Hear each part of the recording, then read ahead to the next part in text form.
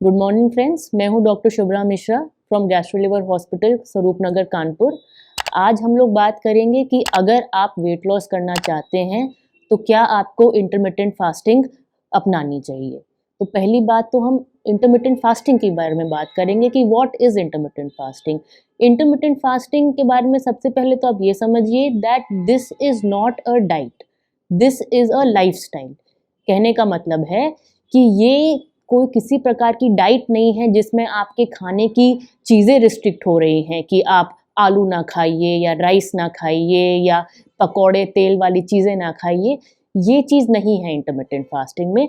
Intermittent fasting आपके खाने की टाइमिंग को रेगुलेट करती है, टाइमिंग को फिक्स करती है कि आप सिर्फ इसी समय से इसी समय पे खाएं और बाकी समय कुछ भी खाना नहीं खाना होता है।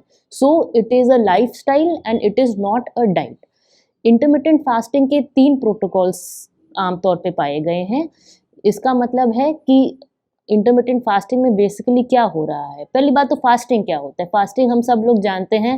फास्टिंग यानी कि कुछ पीरियड ऑफ टाइम के लिए कुछ भी मुंह से खाना नहीं है।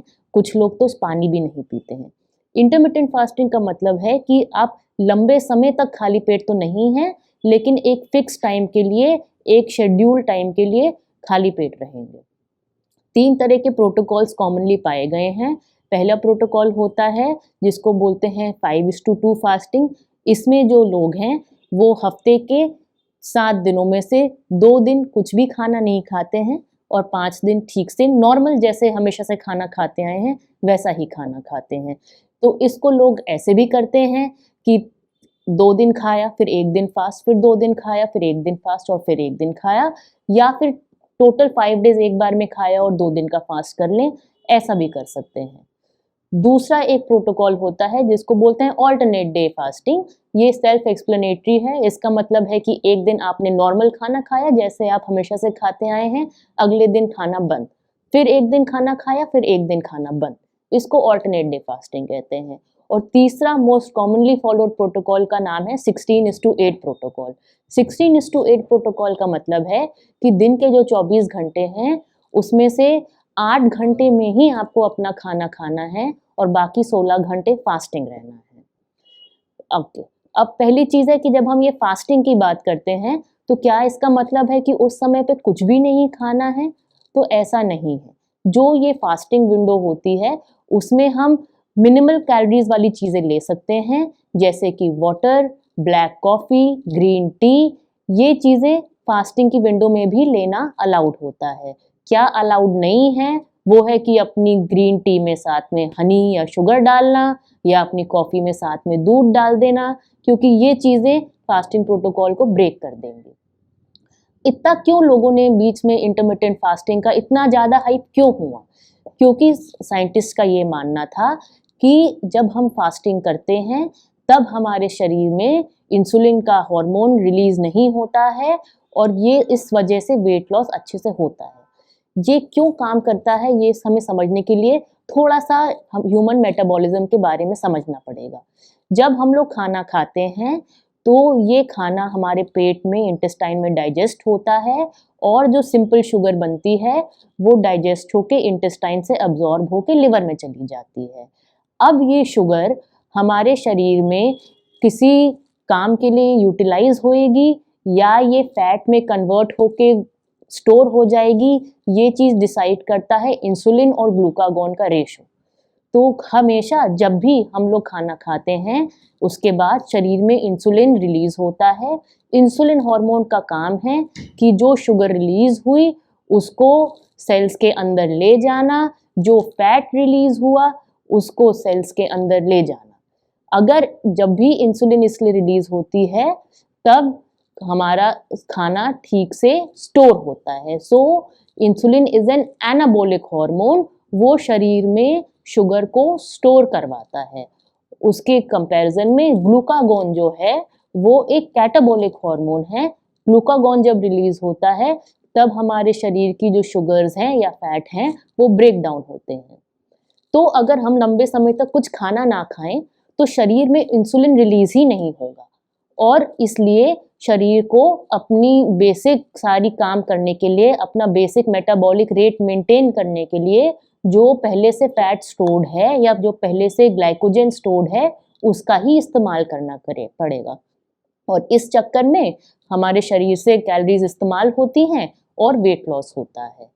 दूसरा चीज पाया गया है कि अगर इंसुलिन कम रिलीज होए तो उससे हमारी बॉडी में इंसुलिन रेजिस्टेंस भी कम होती है, हमारे बॉडी में फैट लॉस भी ज़्यादा होता है एंड ओवरऑल ये हमारे एजिंग प्रोसेस को स्लो कर देता है और लॉन्गेविटी बढ़ाता है। लेकिन हाल फिलहाल में NEJM एक हमारा इंटरनेशनली नोन साइंटिफिक जर्नल है, उसमें एक ट्रायल रिलीज हुआ जिसमें उन्होंने लोगों को 2 ग्रुप्स में बांटा था। एक ग्रुप में जिन्होंने टाइम रिस्ट्रिक्टेड फीडिंग ली, यानी कि वो सिर्फ दिन के 8 घंटे खाना खा रहे थे, और दूसरा ग्रुप जिसमें नॉर्मल दिन में 3 बार खाना खाया जा रहा था। दोनों ग्रुप्स में जितना उनका रिक्वायरमेंट था अपना वेट मेंटेन करने के लिए उससे कम कैलोरी का खाना मिल रहा था, लेकिन इक्वल कैलोरी का खाना मिल रहा था। और इन लोगों को अगले 1 साल के लिए फॉलो किया गया और ये देखा गया कि अगर आपका कैलोरी इनटेक आपके कैलोरी आउटपुट से कम है तो चाहे आप दिन में 3 बार खाएं या आप सिर्फ इंटरमिटेंट फास्टिंग करके 8 घंटे में खाएं, आपका वेट लॉस उतना ही होगा। तो इसलिए इंटरमिटेंट फास्टिंग जो है वो वेट लॉस में कैलोरी रिस्ट्रिक्शन के अलावा और कोई भी बेनिफिट नहीं देती है। दूसरी चीज़, इस स्टडी में ये भी उन्होंने देखा कि क्या इंटरमिटेंट फास्टिंग करने से लोगों की इंसुलिन सेंसिटिविटी बढ़ती है, इंसुलिन रेजिस्टेंस कुछ कम होती है क्या? तो ये भी नहीं पाया गया, यानी कि कैलोरी इनटेक अगर आप कम रखें as compare to your calorie output तो आपका वेट लॉस होगा, आपकी इंसुलिन सेंसिटिविटी बढ़ेगी, आपका इंसुलिन रेजिस्टेंस घटेगा। और इस पे कुछ फर्क नहीं पड़ता कि आप दिन में कितनी बार खा रहे हैं, कैसे कैसे खा रहे हैं। जिन लोगों को इंटरमिटेंट फास्टिंग करने में आसानी लगती है, अक्सर उनसे ये भी कहा जाता है कि क्योंकि आप 16 घंटे कुछ भी नहीं खा रहे हैं तो आपकी मांसपेशी अब जो है टूटने लगेंगी और आपके शरीर का लीन बॉडी मास कम हो जाएगा। लेकिन इसमें सच्चाई नहीं है, क्योंकि मैं जिस ट्रायल की बात कर रही हूँ उसमें उन्होंने ये भी देखा कि अगर आपका प्रोटीन इंटेक अच्छा हो, आपकी डाइट में 30% प्रोटीन हो, तो आप थोड़ा सा कैलोरी अपना नॉर्मल से अगर कम भी खाएंगे और लिमिटेड विंडो में भी खाएंगे तो भी आपके मसल्स का ब्रेकडाउन नहीं होगा। इसलिए इंटरमिटेंट फास्टिंग एक लाइफस्टाइल टूल है जो कुछ लोगों को हेल्प कर सकता है वेट लॉस करने के लिए, लेकिन अगर इंटरमिटेंट फास्टिंग करते वक्त लोगों ने अपना कैलोरी इनटेक कम नहीं किया तो इंटरमिटेंट फास्टिंग वेट लॉस में हेल्प नहीं करेगी। इंटरमिटेंट फास्टिंग तभी करनी चाहिए अगर आपको लगता है कि आप उस विंडो में अपना फूड इनटेक कंट्रोल कर पाएंगे, अगर आपको पहले से शुगर, हाइपरटेंशन या ऐसी कोई बीमारी नहीं हो जिसमें आपको अपना blood glucose level constant maintain करना होता है। एक जो पॉसिबल बेनिफिट है इंटरमिटेंट फास्टिंग या टाइम रिस्ट्रिक्टेड फीडिंग का, वो है कि हो सकता है वो हमारी लॉन्गेविटी को बढ़ाए, हमारी एजिंग को कम करे, लेकिन अभी तक साइंस में ऐसा कोई प्रूफ नहीं आया है जो इस थ्योरी को वेरीफाई कर सके।